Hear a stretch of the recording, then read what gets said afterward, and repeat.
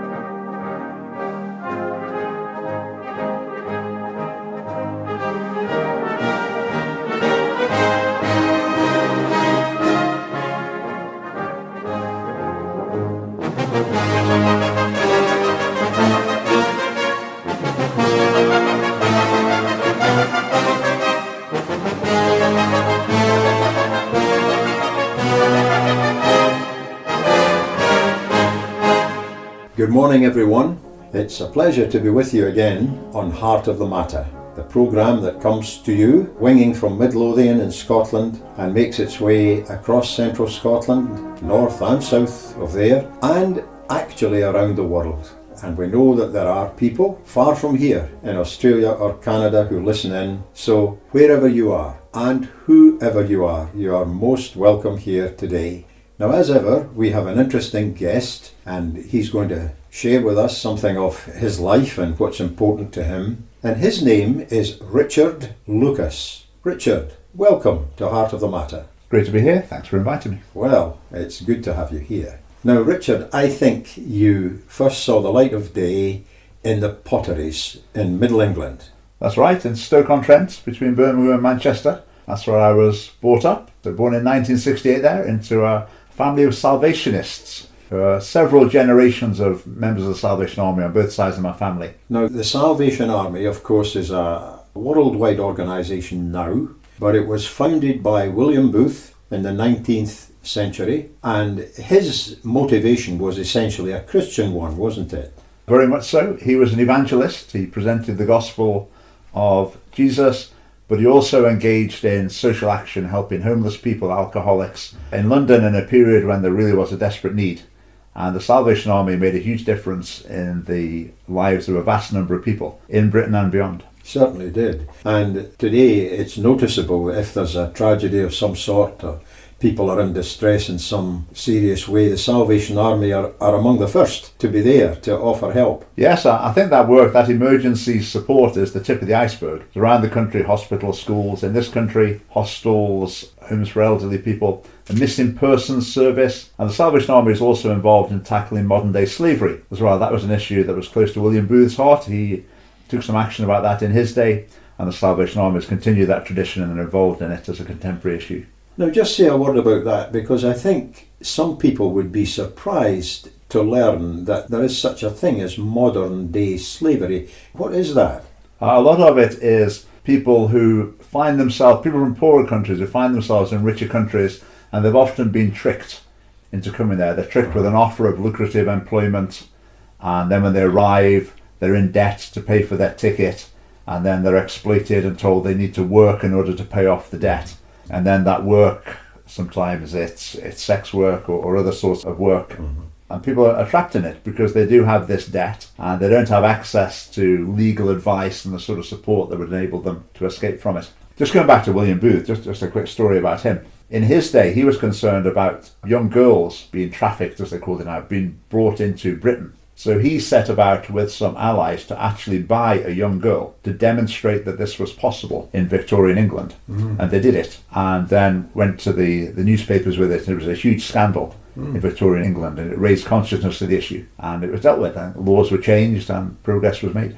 Well, he was a very energetic and courageous man, and all of these really quite wonderful works of help that the Salvation Army brings, and the steadier way in which they help through schools and so on, as you've described, they are really an aspect or an outworking of the Christian motivation of the Salvation Army. Oh, very definitely. William Booth was an evangelist presenting the gospel, but also he had this heart to help poor people. There's a huge need in Victorian England. In the modern day Salvation Army as well, people might associate it more with the charitable work, but it very much is a mainstream Christian church as well. I think in recent decades the Salvation Army has made an effort to present itself as a church more explicitly so that people are aware of its genuine nature. And of course they're well known for their musical ability and these wonderful bands that you sometimes hear in streets and squares and so on. Were you involved in that as a young person? I was, yes. I was inducted into the world of Salvation Army music from a very young age, and I learned to play the cornet, and I've continued with brass instruments through my life, playing the trumpet and flugelhorn. I've never been that good at it. I've been adequate at my peak. Well, I really enjoyed it. It's a lot of pleasure. Actually, I think the cornet and the trumpet are pretty hard to play well, aren't they? They are quite difficult, yeah. I think with brass instruments, sometimes it's easy to get started, difficult to get very good, whereas with string instruments, the early stages can be a challenge.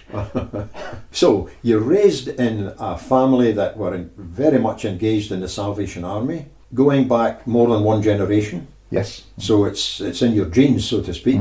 And yet, through the Salvation Army and playing in the bands and attending the services and so on, there came a moment in your life when you were a teenager when the Christian aspect of what the Salvation Army is about became a reality to you.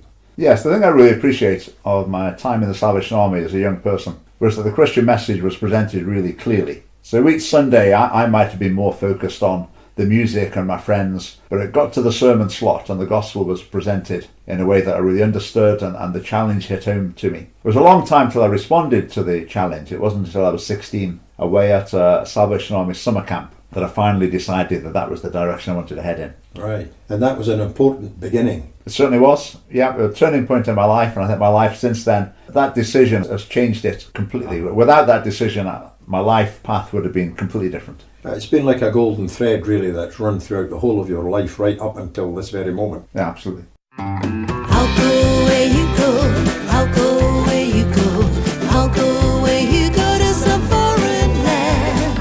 I'll go where you go, I'll go where you go, I'll go where you go when you hold my hand. Don't know where you lead me, I don't know your plan. I'll go where you go when you hold my hand. Storms are in the offing, problems all around. When I go with you, I will be safe and sound.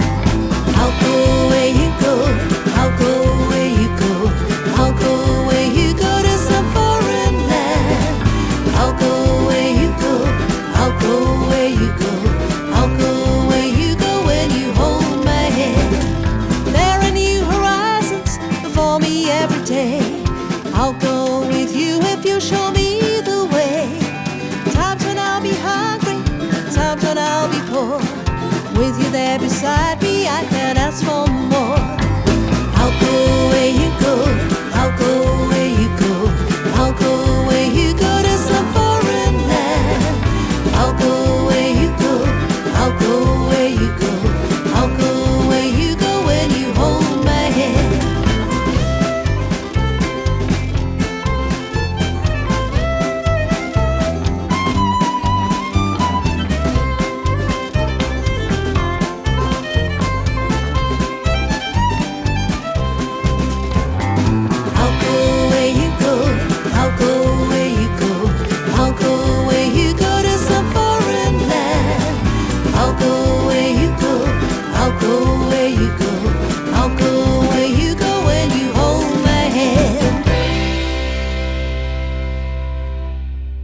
Out of the Ashes, friends of Heart of the Matter with their track I'll Go Where You Go from their album Fears, Secrets and Lies. Back to Harvey Stocker, who's in conversation with today's guest, Richard Lucas. Now, as a 16-year-old, of course, you still have to finish school and all that stuff, and then you go on to university. Yeah. Where did you go to study? I went to Aston University in Birmingham and I studied electronic systems engineering. Right, electronic systems and engineering. That sounds very complicated, Richard, and very modern. It was very interesting, but what I learned is completely out of date now, most of it. But at the time it was bang up to date. It was very exciting. Well, these are fields that move with great speed, don't they? Yeah. And having studied in Aston, you then went on to Wolverhampton to do more studies. Yes, at the end of my course, I was sponsored by British Telecom through my engineering course, and I did work placements with them. But by the end of the course, I was feeling that I wasn't at all sure that was the field I wanted to go into. So I looked at various alternatives, and in the end I decided to sign on for a teaching course. Right. Partly because I couldn't quite decide out the other options. I thought that'll be something to do for a year. I'll do a teaching course, see how that goes. But I really enjoyed it and really wanted to pursue that career.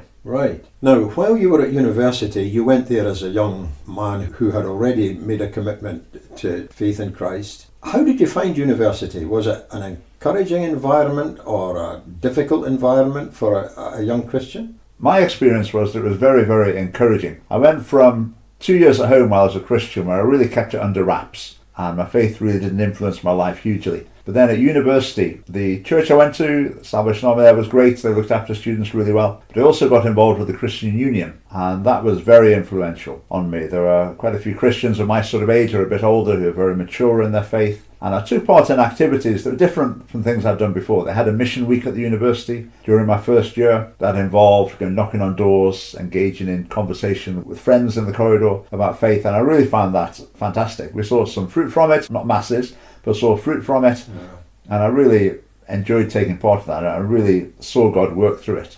I stand amazed in the presence of Jesus the Nazarene, and I wonder how he could love me, a sinner condemned unclean. Sing it again. I stand amazed. I stand amazed in the presence of Jesus the Nazarene. In your presence, Lord. And I wonder how he could love me, a sinner condemned unclean. How marvelous, how wonderful, and my song shall ever be. How marvelous, how wonderful is my Savior's love for me. I stand amazed in the presence of Jesus the Nazarene, and I wonder how he could love me, a sinner condemned unclean.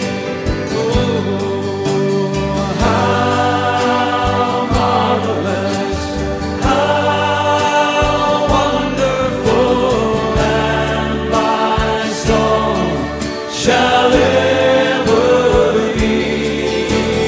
How marvelous, how wonderful is my Savior's love for me. How marvelous, how marvelous, how wonderful, and my soul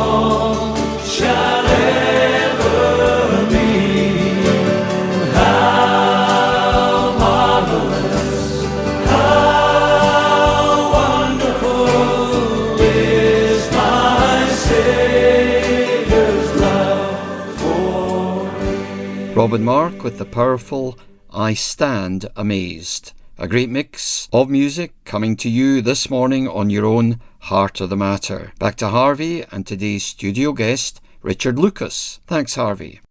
Christian unions are very widespread throughout the higher education field in the UK, and over the years have played a very important role, haven't they? A confirmatory role, a development role in the lives of ever so many young people. Yes, I'm sure that's the case. So for me, it was hugely significant. It was a boost to my faith. Hard to imagine where else it could have come from at university, but it was very significant. So people that talk about university being a difficult time, I can understand that, but for me, I would say it was the opposite. There was lots of good peer pressure, lots of helpful relationships. And inspiring people. So in the background here, your expertise, your knowledge of electronic engineering and systems that surround that and so on, were beginning to be not unimportant to you, but less important, and you were becoming more interested in education, and you went to do the necessary training to become a teacher, and then you went to the beautiful Isle of Wight. Yes, that's right. But through my engineering course, my interests sort of shifted. Starting off being very interested in technical things,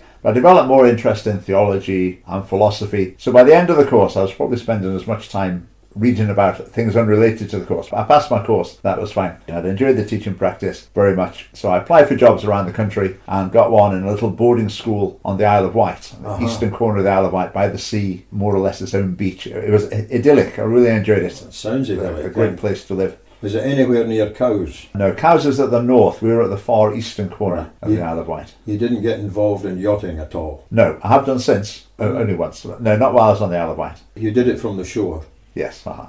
You said that you enjoyed teaching. Now, what is it about teaching that you enjoyed? There's lots of aspects. I enjoyed the intellectual side. You get classes, different classes come in. Some will be very bright, some not so bright. I enjoy the challenge of just trying to move them on. I particularly enjoy teaching, to be honest, the brightest pupils. If that element wasn't there, I think there'd be something really missing for me in teaching. So I really enjoy that challenge as well. But then there's the chance to share hobbies with the pupils as well. And I've enjoyed being involved in boarding education, where you can get to know the pupils a lot better, you can have fun with them, you can do various activities. And it's also been a chance to share faith as well. So on the Isle of Wight I was involved in a Christian Union group. And so you're clearly really a people person. You like to be with people and to communicate with people. I do. I'm a strange hybrid. Part of me is the technical, intellectual, happy with his books on his own type person, but I very much enjoy being with people as well. And a good teacher, of course, will develop an acute sense of audience. If the teacher is not sensitive to where the learners are, there isn't a whole lot of learning going to happen. And they'll let you know. They're not polite like adult audiences. You realise when it's not happening. That's right.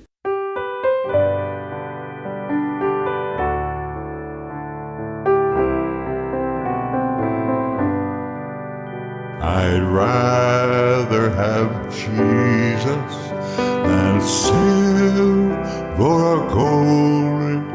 I'd rather be his than have riches untold. I'd rather have Jesus than houses or lands. I'd rather be led by his nail-pierced hand than to be the king of a vast domain, or be held in sin's red sway. I'd rather have Jesus than anything this old world affords today.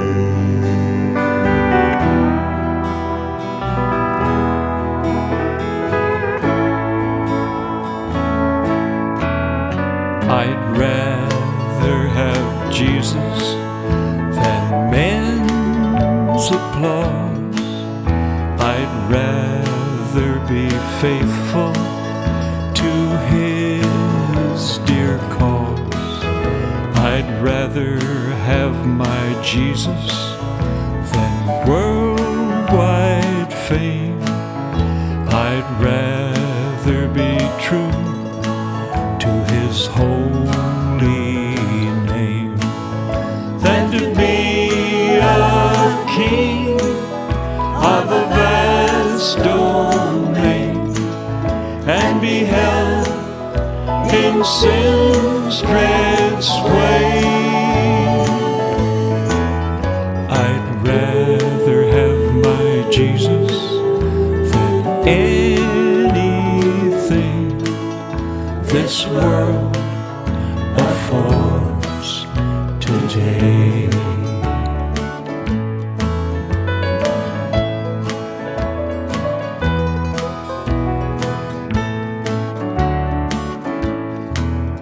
He's fairer than lilies of rarest bloom.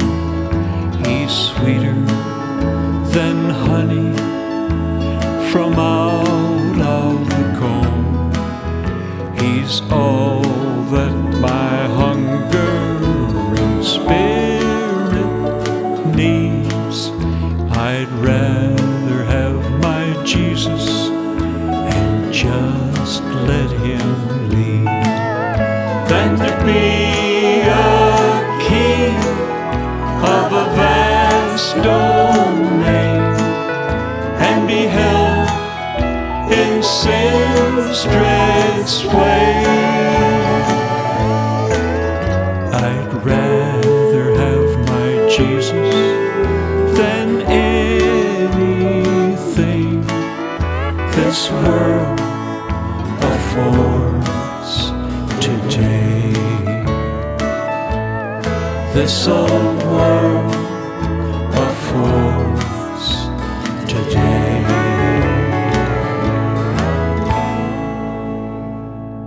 A track there from the late George Hamilton IV, a dear friend of the programme. It was called I'd Rather Have Jesus. George was singing on that track with Bev Shea. It may have brought back a few memories. Over to today's guest, Richard Lucas, who's in conversation with Harvey Stalker. So you spent 3 happy years in the Isle of Wight. Yes. But you then decided to move north to the cold capital of Scotland in Edinburgh. Tell us about that.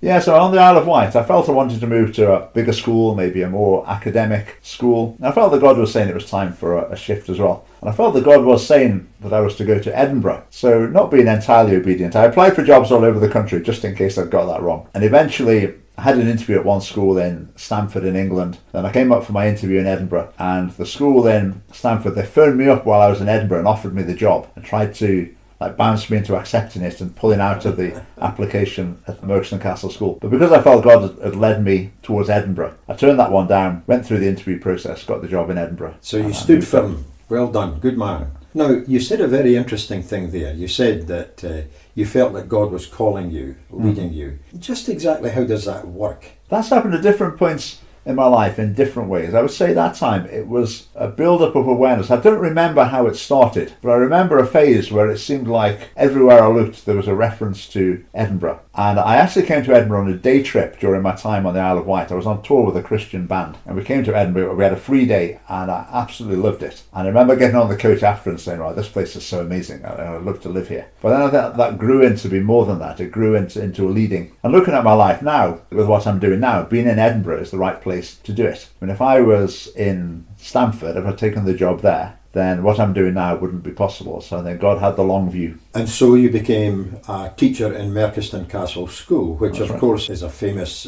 residential school for boys. Yes, a very, very good school. I had lots of good experiences there. Really enjoyed it. I was a housemaster for 8 years. That was great, very intensive, working all hours of the day and night. What does a housemaster do? Basically, you live in the boarding house with the boarding pupils and you're responsible for them really 24 hours a day. You have lots of people to help, but you're ultimately responsible for them. So you're there when they get up in the morning, you're there when they go to bed at night and all the things in So between. it's very much about people contact, isn't it? Yes, a lot of contact with parents. You have a team of prefects, have a team of teachers helping out as well. Then there's the younger boys. It was 12 and 13 year olds I dealt with. Again, did a scripture union group with them. So that'd be great. So we'd go along to the day room just before lights out time on a Wednesday night. And sometimes virtually all the boys would come along to hear a Bible story, play silly games.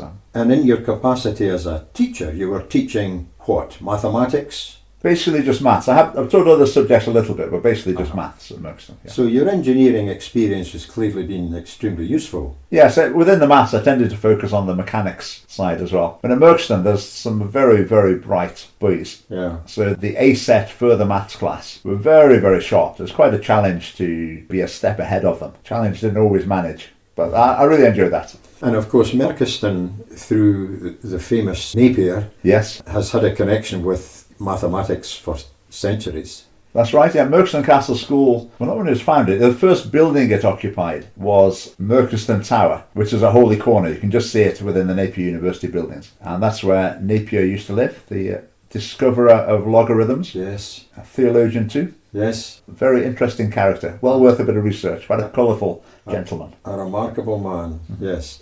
Now, you served something like 5 years in Merkiston Castle, and then your interest began to expand further, and you took a bit of a break to do further study. Tell us about that. Yeah, so during my first few years at Merkiston, I was involved quite a lot in the church. I led an alpha course and other things. It became quite a major movement in the church, so that was really rewarding. I saw a lot of people touched by God through that. So that was great. Then I felt it was time to move on again, and I felt I should study. So I went to Sheffield and I did 3 things. I went to Sheffield University and did some studies in philosophy and theology. And I also did an MA in mission studies at a Christian college. And I did a counselling course as well while I was down in Sheffield. And I absolutely loved all of them. Fascinating. And looking at my life now, I can see the value of it very distinctly, especially studying the philosophy, which has been really helpful for the debating and what I'm doing. And so you've now got a number of strings to your bow, really. And then you met Mary. Tell us about your wife Mary and your family. That's right. Well, I met Mary just before I went away for my year away. So that was already planned when I met Mary in Edinburgh. So I met her and then unfortunately I was suddenly away. So it became a long distance relationship. But then I decided I'd come back to Edinburgh. So I applied for a job back at Merkston and got a job there again and came back to Edinburgh. I met Mary through a church contact. I mean, Mary before then had been involved in transcendental meditation. She wasn't a Christian, but she just started coming to church with a friend. And she became a Christian during the first few months when I knew her. And things went on. We got married in 2001. And you now have 2 boys. That's right, one 15, one 12. Oh, well, they'll keep you busy. They do. That's great. I found a love for me, so I'm gonna dive right in and follow your lead. I found a love beautiful and sweet. I never knew all of this time it was waiting for me. 'Cause I was so lost when I found your love, not knowing what it was, broken until I saw your light. In a moment you made me whole, took me and led me home. Now I am yours and you are mine. Oh, I was dancing in the dark when I saw your open arms, barefoot on the cross. And now I hear you in every song. When my life was still a mess, you saw something beautiful. I don't deserve it, but your grace is perfect tonight.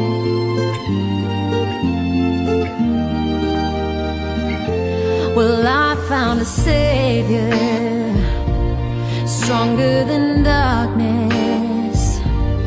He takes my fears and I never fear I'm alone.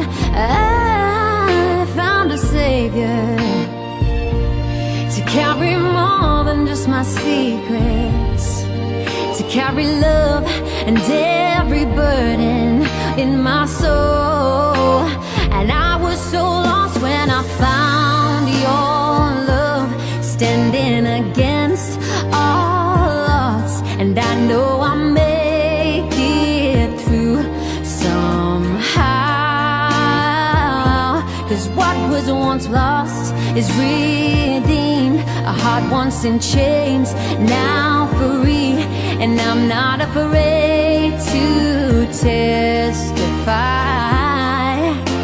Jesus, I was dancing in the dark when I saw your open arms, barefoot on the cross, and now I hear you in every song. When my life was still a mess, you saw something beautiful, and I don't deserve it, but your grace is perfect tonight.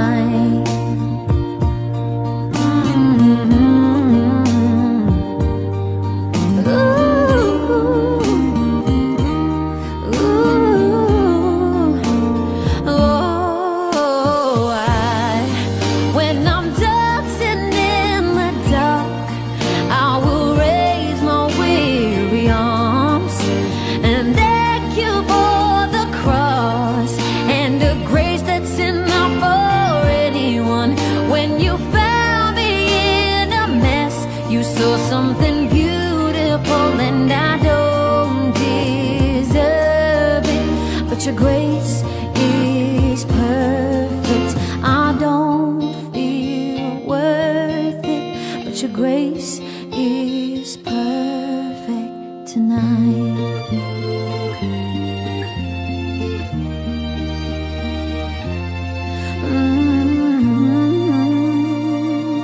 Philippa Hanna with the track entitled Perfect Grace. If you're looking for good music, go no further than your own local community radio station. Over to Harvey Stocker, who's in conversation with today's guest, Richard Lucas. So in taking an interest in the family as an important element in society, you were really quite active in that area, weren't you? If I saw something where I thought there was a perspective missing, then I would take it on myself to fire off a letter to newspapers. At one point I was having hundreds a year published in different newspapers up and down the country. And I also got involved with the Solas Centre for Public Christianity. We had a little group in Edinburgh and we set up debates. Say again, Richard, what was the name of that? The Solas Centre for Public Christianity. It's in Dundee. Solas. Solas. S-O-L-A-S. S-O-L-A-S. What does that stand for? Solas, which is Gaelic for light. Christian organisation in Dundee, they're still going strong. Yeah, so I was involved with them for a while, debating, some writing as well. I really enjoyed the debating, and I debated all sorts of topics. I debated with people of other faiths, debated with atheists, debated different political and moral questions. And I felt through that I was drawn more towards the political and the moral questions, Christian values in that context. So then that led me into the next phase of my life, which was to start thinking about politics. Lots of people started saying to me, you should go into politics. And that's something I thought, well, that's something I would like to do as well. So I explored different ways that might happen. And eventually I got to the stage of feeling that the values that I wanted to bring into politics, the best way to do that was with a new party. So I thought about that. I talked to various friends about it. And one evening I went for a stroll. I remember it. It was a September evening. I went for a stroll down to the Water of Leith. And when I went, I was mulling over what I was going to do with my life, basically, what the next thing I was going to commit to. And when I got back, I felt that God had made it clear that that was the direction to go in, was to start the Scottish Family Party. The Scottish Family Party. This is about trying to preserve and promote the values that underpin the Christian family. Yeah, the family is the centre of our policies. Most of our policies relate to supporting, promoting family life in one way or another. Not all of them, but most of them do. We decided that would be a good central theme for us as a political party. Well, I can see that the future is going to be very busy. It's already busy. It's already very, very busy. So I finished teaching in the summer, and I'm working on the Scottish Family Party full time now. Right. Which is involving quite a lot of travelling. Seen lots of this beautiful country. Lots of parts of Scotland I'd never been to before. I was up in Durness, going over to Lewis, all over. So I'm meeting lots of interesting people. I'm sure you are. Yeah. Well, that's very interesting indeed. Now, folks, this has been really interesting to speak to Richard today, and he's a man in a hurry in a way. He's got all sorts of things that he's interested in, all sorts of things that he's done, all sorts of things that he still wants to do. So it's been great to have the opportunity just to hear from him what lies at the heart of the matter.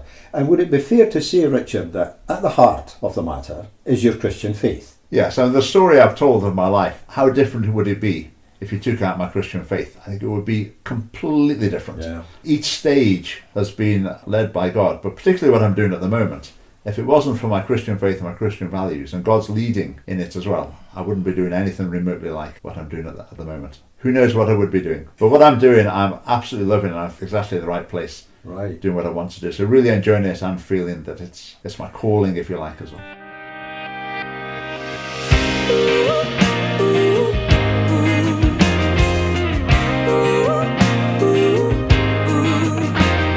Staring straight ahead, looking right to where I wanna be. You make me glad. I'm so thankful that you have a plan and you know me.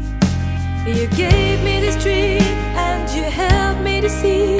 You remind me once again that I was made for this.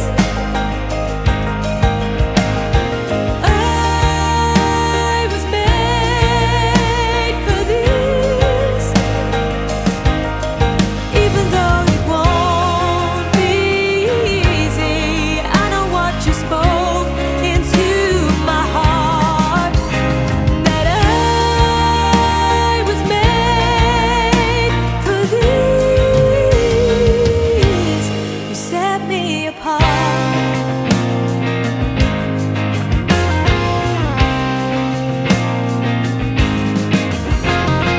Rationality once again got me questioning, why is this so hard?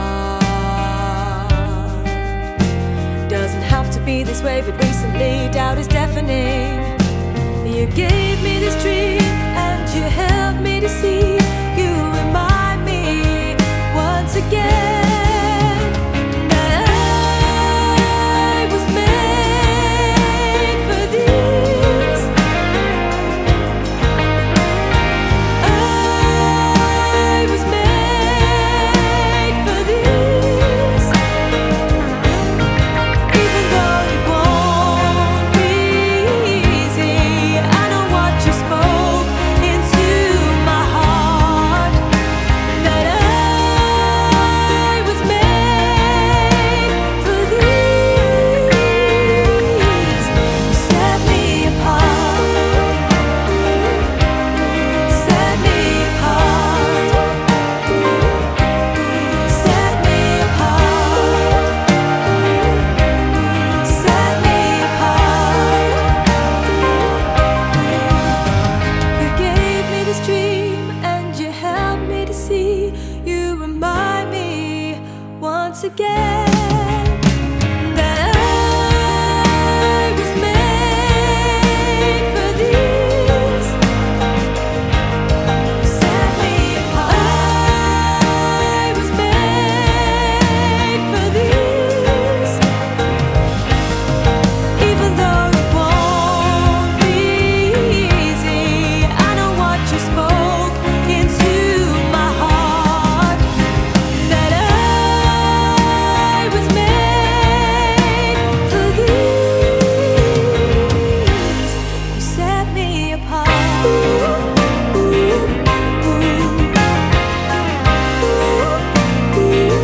You set me apart.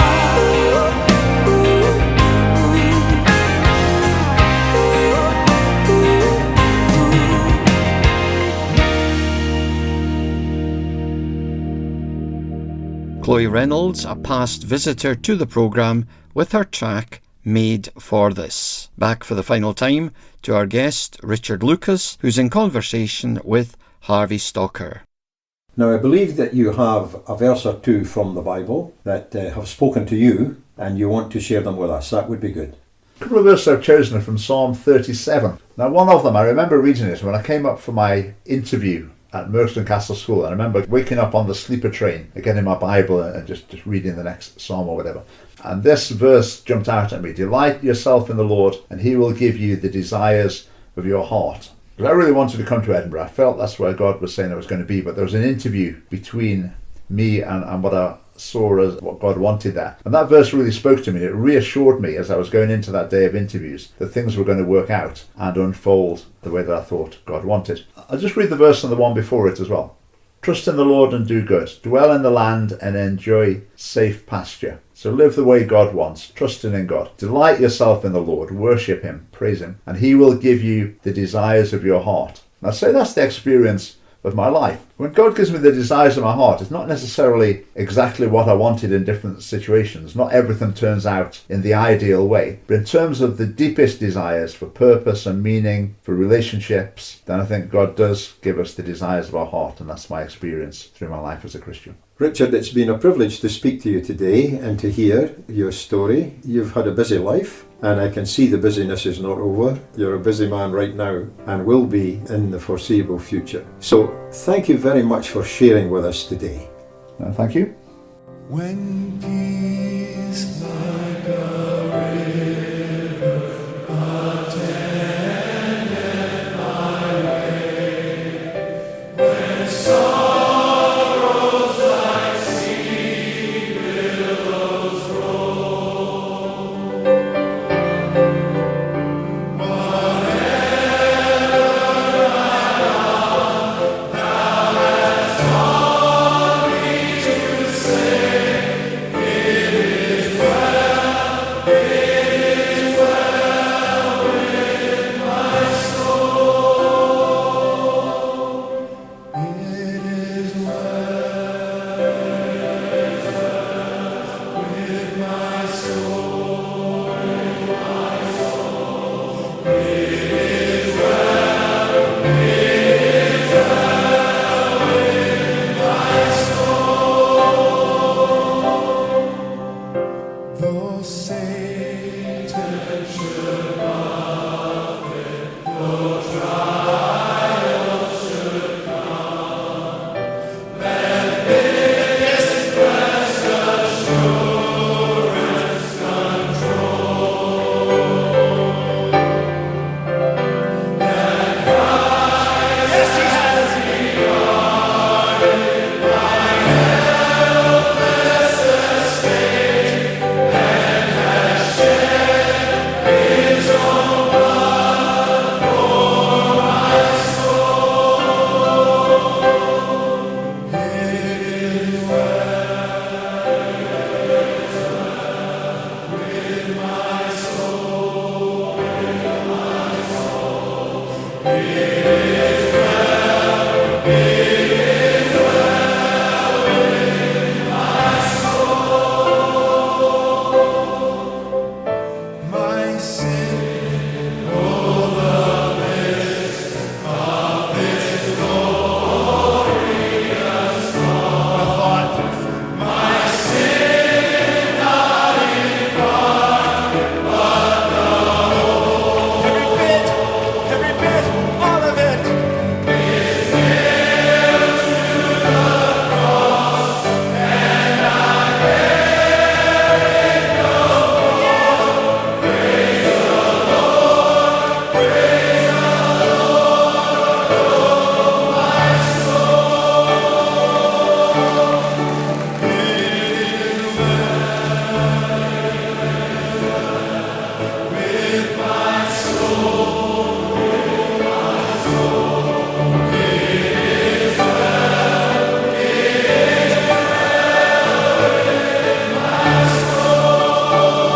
Sing it as well. It is well with my soul. It is well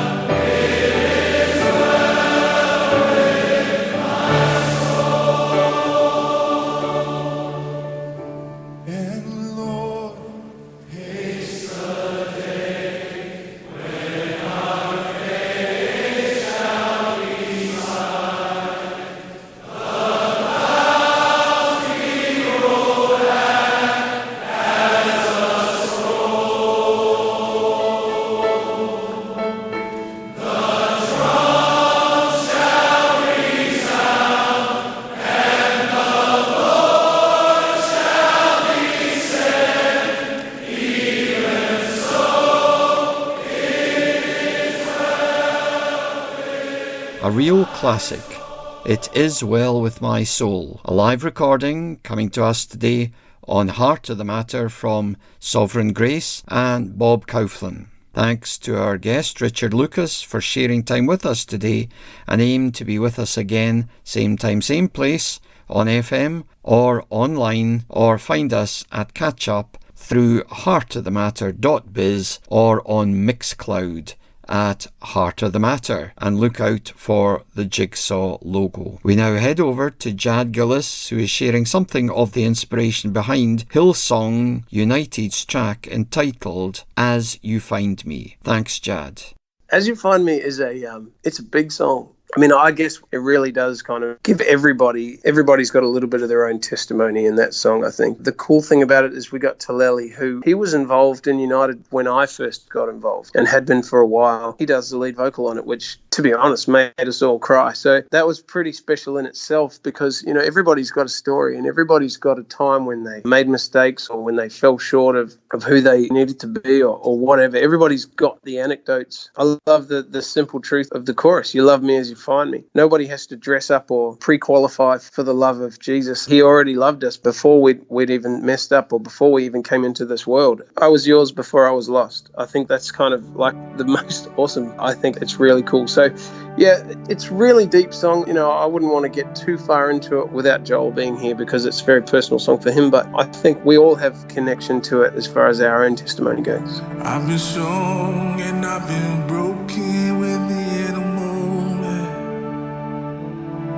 I've been faithful and I've been reckless at every bend. I've held everything together and watched it shatter. I've stood tall and I have crumbled in the same breath. I have wrestled and I have trembled towards surrender. Chased my heart adrift and drifted home again. Plundered blessing till I've been desperate to find redemption. And every time I turn around, oh, you're still there. I was found before I was lost. I was yours before I was not. There's grace to spare for all my mistakes, and now I just rest me. And I know I don't deserve this kind of love. Somehow this kind of love is who you are. It's a grace I can never add up to be somebody you still want. Somehow you love me as you found me.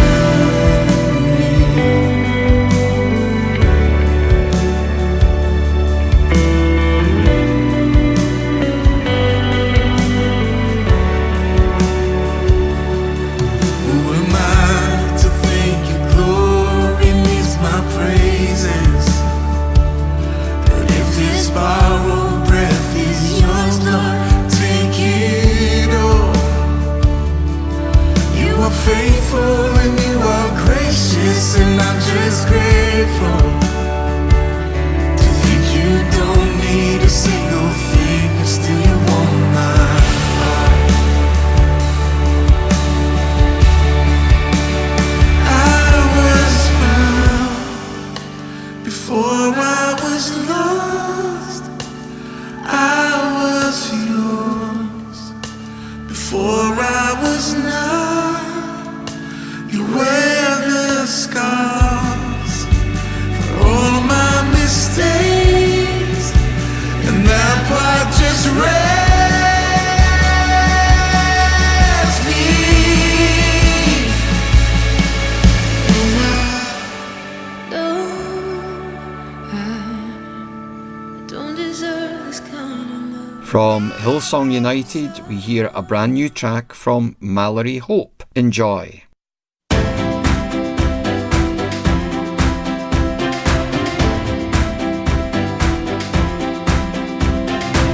I see a dead end, I see a door closing. Just when I think it's over, I see a window open. Right when I need you, you always find me. And in that moment, your love reminds me.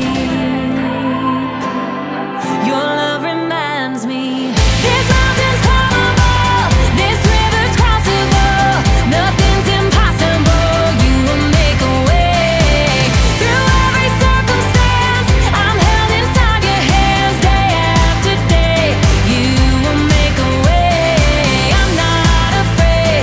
You will make a way.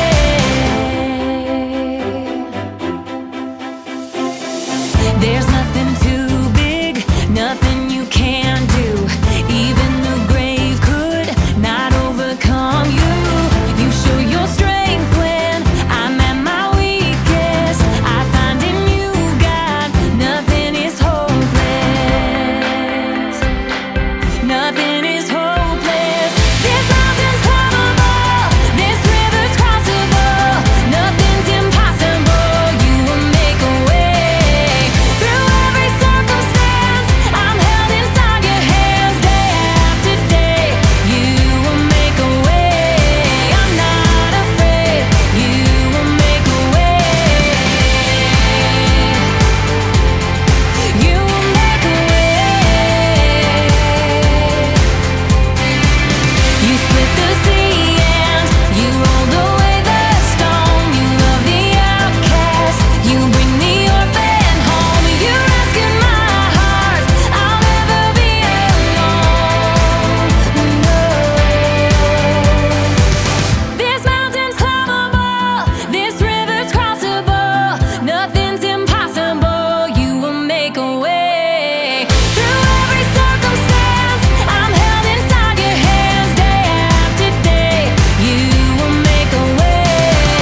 This mountain's climbable, this river's crossable. Nothing's impossible, you will make a way. Through every circumstance, I'm held inside your hands day after day. You will make a way, I'm not afraid. You will make a way. You will make a way. You will make a way.